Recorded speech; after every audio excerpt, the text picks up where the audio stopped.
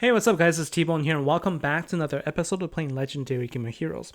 So we're now on day 3 of the event, the Divinity of Champions. And what I want to do in today's episode is to talk about just the deck itself and talk about the mechanics of the cards and also explore different variations of the deck using either the full event deck or a combination or just a very budget type deck that includes other cards from previous events, and hopefully we can be successful in taking down bosses.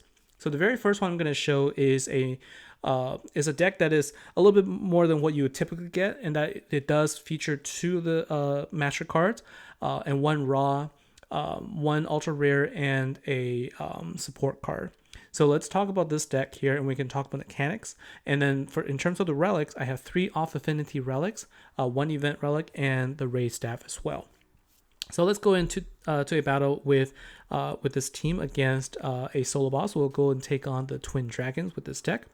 So let's go in and fight. So I've talked about this particular mechanic before in the previous episodes, but I'll just remind everyone again that you want to put your ultra rare card and your support card next to each other, because they typically would activate around the same time, because they have very similar mechanic in that their battle skills don't actually do anything to the second that you activate, but it requires you to do a gem match so that it can be effective the next turn. And so what you see here is I've activated, I was able to build more gems here, but I don't have more than 4 or more power gem 4s on the board, so that's why you saw that it didn't actually fill up the board there. But that's okay, we have enough time here. What we're going to do is we're going to wait for the intensity to go up. So once I'm at intensity 100 or more, every time I do a attack, I would actually create at least 2 power gem 2s, and so 2 power gem 4s. And so what I can do here is I'm just going to do one more match here. Let's just see here. I need, and unfortunately I lost that one. So what I'm going to do is I'm going to just do a couple more turns, and I'm going to wait. So it's really a game of, you want to make sure that you can count the number of power gem 4s you have on board. And also just make sure that, whenever you activate the battle skill, just make sure that you're able to do a match there. So now let's go ahead and activate everything again. And so now we got a full board of power gems. Let's just go ahead and do a match, and then we should be able to take down the boss easily here. And one quick note here, I didn't do it in this particular fight in the sequence, but in general, if you are going to activate the raw and master collection cards, I think the right order would be activating raw first and then the master collection, because then you have a chance to override the existing power gem 2s with another power gem 2 to create power gem 4s. Otherwise, I think there would be a higher chance that you'll end up overriding a power gem 2 with a power gem 1 with raw, and then create a power gem 3. So it's one of those minor improvements, minor tweaks there, but you can sort of get a gist for how that deck overall works. Now let's explore a different version here. So let's say you don't have the master collection card, but you do have raw, you have a couple of collection cards. What can we do? Well, I think that maybe this would be a good deck here, because you can use Domi to be your gem creator as well, and you can have raw and Thula as the power gem creator. So let's go ahead and take on a boss here. Let's take on Illuminatus first, and let's see. So we also have a the thing is, you have to make sure you bring in the right counter, and you need raw here for countering the gem silence. So let's go ahead and this is a level 271 boss. Let's see if we can take this on with a Domi deck. So Domi does boost all fire warriors, and that's what this entire team is. So we'll have some boosted attack, even though he's not a a commander card. He will be able to get some boost in there. So let's see. How should we do this? So I think the way you want to do this, we can actually build up some intensity for the honor intensity, and we can also build up some power gems there, because I have a relic that will these relics will create power gems, and as long as there's enough gems on the board. And so you can see what's happening here is I'm getting some support from my support cards, and it looks like I just got hit by the power gem there. So by gem silence, I was about to actually activate everything this turn. So we'll wait a couple turns for it, and hopefully it gets dispelled. And let's see what let's see if that gets dispelled there, and it doesn't. So all right, one more turn. Let's hope it gets dispelled here. Like it's just unfortunate. All of my power gems that I had built up got lost there, and so we're gonna have to start this again. All right, the gem silence is strong in this particular boss, so we're just gonna do a couple more turns. We have enough health, so we can still survive the hits. That's okay. Let's hope for the best here. Okay, and if as soon as it gets dispelled, I'm gonna activate everything. Okay, good. So let's go ahead and activate Thula as well as Ra first, and then go ahead and activate everybody else. I think what I should have done is I should have, and this is where I fell into that trap. I didn't activate the two Ra cards, the two support cards early enough, because what I had talked about is you want to activate those cards before you want to use them, so that you can actually take advantage of that. So with this particular deck, with this setup, I was able to deal about 4 billion damage with this setup, but I think I could have done a lot better. Right, so 3.3. I definitely could have done a lot better, simply because I got hit by the gem silence a lot. So let's try this one more time and see if we can be a little bit more successful. And we want to optimize in how we play here by making sure that we use our support card earlier when we know we're gonna use it. And maybe the right strategy here would be to simply hit a little earlier. And so also, Thula has this ability where every time she attacks, like the third time she attacks, she'll activate a passive skill for creating more than one power gem. And so let's go ahead and do 3 times here, and let's see if we can dispel gem silence as well at this point. So it doesn't. So then we're gonna have to keep attacking. So let's see. I can't use Domi right now, but I can use Domi next turn. So let's go ahead and activate Domi. And then, so I think we attack. This is the second time we attack. I want to see if her passive gets activated. So I think this hit this turn. Yep. So this will be the time when her passive skill will activate. And then let's go ahead and activate everything. And we'll do a power gem swap here, and see how much damage we can deal. And let's see. So her passive is now available, but I was able to deal more damage. So I dealt a lot better damage that time playing that way. So I think it just requires a little bit of practice. Now what we're gonna do is let's go back and hit another guild boss with a different variation of the deck here. So this one uses, if you have a ultra rare without the max card and you only have one Ra, you're still good, because it'll be the same idea. So let's actually go ahead and do this now, right? So in this case, you should expect a full board of gems all the time. It's just that you're going to have less power gems overall because you don't have the master collection card, but Ra will create 4 of them for you. So every time you hit, remember, you're going to have power gem 4s on the board, and you're hoping to create, you're waiting to create enough.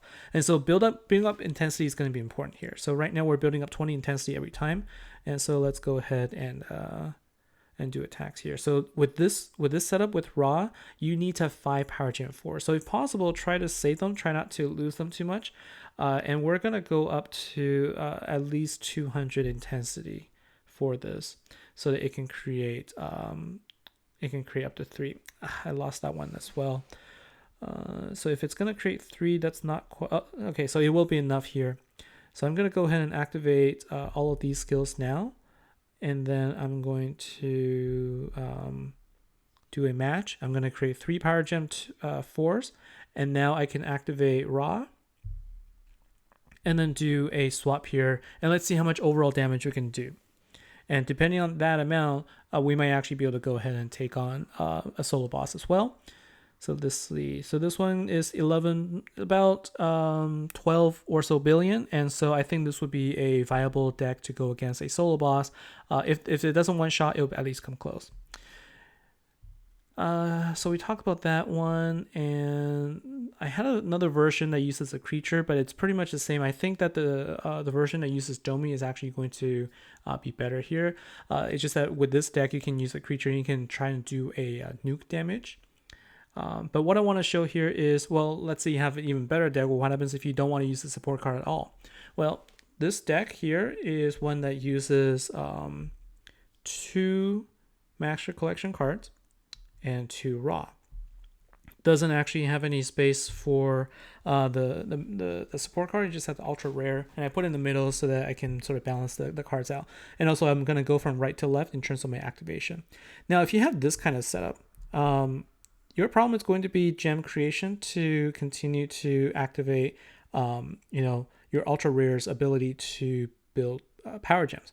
And so I think, just make sure that you have enough gems to actually activate all of your battle skills, and just kind of wait. If you simply just wait until, intensity 100, you should have enough. Right now, I have 2 in here. Looks like I lost that one. So again, I'm going to have to wait a little bit. So with this one, I'm going to have to wait until either I get another match or I hit intensity 200. And the thing is, you want to activate, if you want to activate the ultra rare, you have to make sure that you can do a gem match. And so basically you have to be strategic, and you have to line up your cards so that you can hit it the next turn. So at this point, what I'm going to do is I'm going to go ahead and activate Raw, and then I'm going to do a gem match here. So I'm going to create I'm going to create 4 Power Gem 4s there. I'm going to activate everything from right to left. And you can see that the board is going to be filled up. And we are just going to then do a Power Gem swap, swap of the Power Gem 4s, and we can see how much damage we dealt there. So significantly more damage there. I was able to deal with this particular hit, almost 100% overkill as well.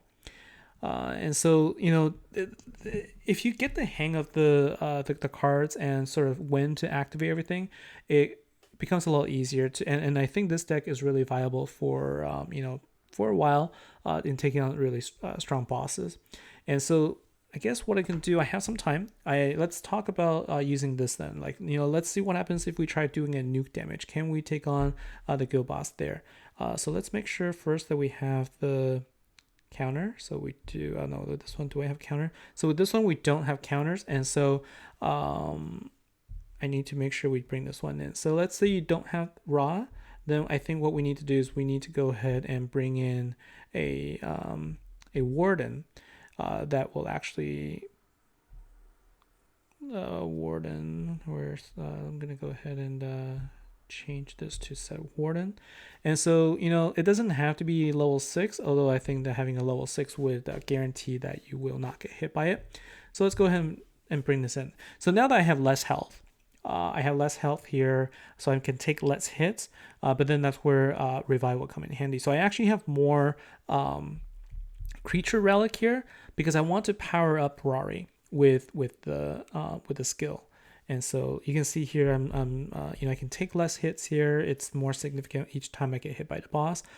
So let's see how much damage we can deal. Let's go ahead and just activate a little bit more, because I think what we can do is activate the skill, get more gems there, and then activate Thula's power ability. And then let's see, so that's unfortunately that's a loss right there.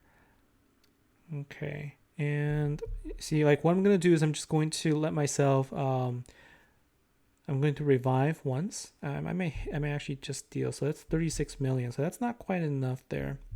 Yeah, so this deck I was trying out, I didn't really get a chance to test it, so I'm not sure how effective it would have been. But right now, let's see here. How are we doing with this particular hit? Let's see.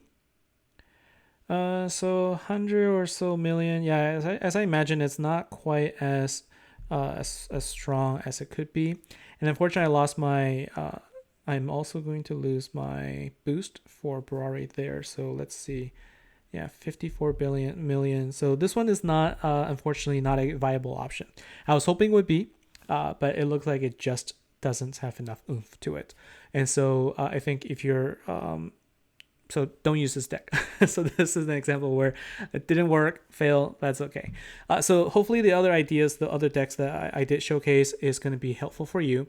And again, so make sure that you realize, think about which cards you need to activate first in order to power up your other cards, and you do need to think a little bit about how many power gems on the board. Make sure you have at least 5 on the board if you're using Raw, so that you can maximize the damage potential. So that's it for this episode. Hopefully this clears a little bit. Hopefully this helps. Let me know what you think, and thanks again for all of your feedback so far and your support. I'll see you in the next episode. Take care.